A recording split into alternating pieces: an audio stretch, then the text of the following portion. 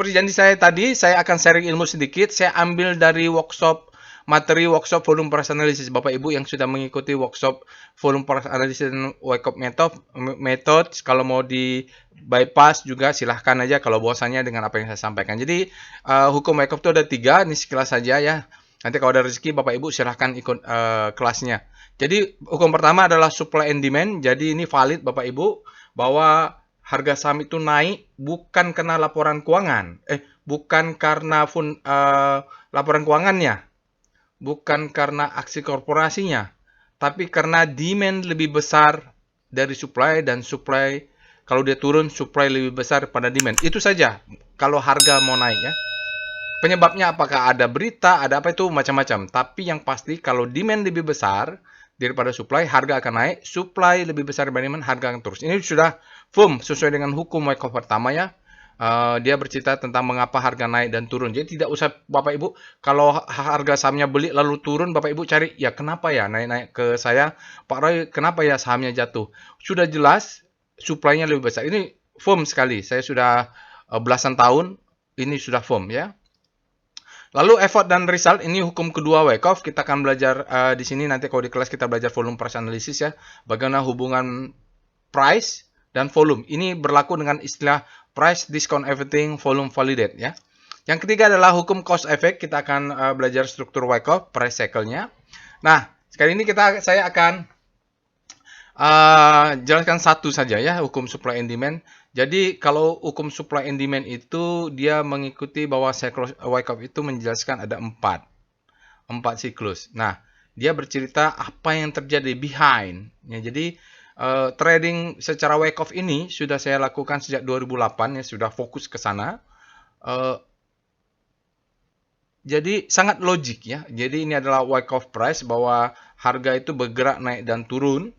Kalau dia naik, hukum pertama Wyckoff mengatakan harga naik itu tidak peduli. Ya, tidak peduli apa beritanya, yang pasti karena demand lebih besar daripada supply. Itu firm. Lalu yang kedua, kalau harga turun itu adalah karena supply lebih besar daripada demand. Firm. Ya, dan kita punya akumulasi fasenya marking up, lalu distribusi, baru marking down. Apa yang terjadi? Wyckoff menjelaskan sangat detail bahwa ini ada fase 1, fase 2, fase 3, fase 4, di mana fase 1 itu adalah extreme fear. Ya, jadi weak hand akan melepas sahamnya karena mereka fear. Nanti di kelas saya akan jelaskan apa itu weak hand dan strong hand. Dan di sini ada indikasi pertama bahwa munculnya strong hand. Biasanya ditandai dengan silent climax, ya auto reaction, secondary test kita sebut dengan change of character. Begitu di sini itu adalah terjadinya the best time for buying. Biasanya itu akumulasi dari institutional trend adapter. Dia menunggu breakout. Dia biasanya munculnya di fase D. Dan di sini juga terjadi selling bagi yang short term trader. Biasanya beli bottom, jual high, bottom high, beli di support, jual di resistance. Mereka akan melepas saham-saham di sini. Mereka adalah weak hand. Nah, begitu juga kalau setelah dia marking up, maka ada extreme point. Di sini biasanya ada berita-berita bagus, pom-pom, rekomendasi dari para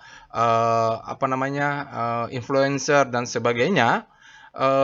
Berita-berita bagus itu ada indikasi munculnya distribusi dari strong hand ya.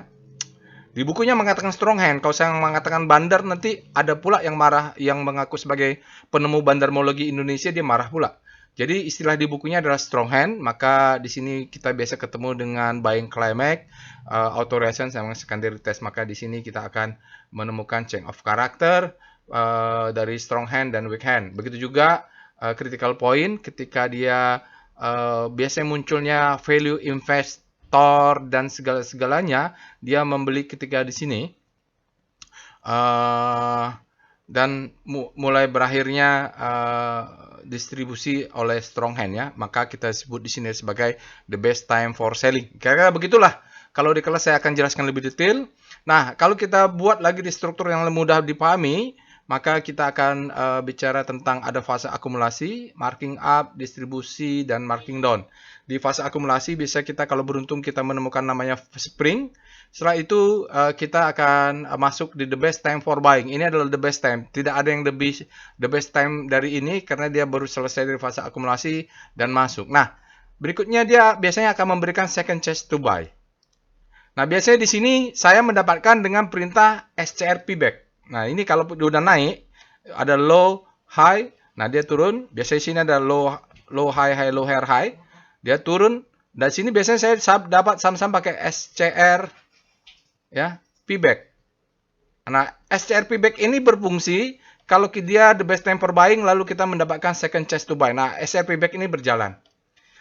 Kalau pas kebetulan begini polanya itu terbaik nyari saham-saham yang pullback lah ya. Lalu dia naik ke atas, baru kita fase distribusi. Di sini adalah the best time for selling, ya seperti tadinya saya ceritakan hubungannya dengan supply and demand. Lalu kita kalau beruntung mendapatkan second chance to sell di sini ya. Oke, kira-kira begitu Bapak Ibu. Mudah-mudahan dapatlah gambaran hubungan antara hukum pertama Wyckoff, supply and demand dengan struktur. Nah, kita akan banyak bicara tentang struktur Wyckoff nanti ya, itulah. Jadi struktur akumulasi dan distribusi tidak lagi saya bahas, kemarin sudah berkali-kali saya tambah tadi dengan hukum pertama Wyckoff.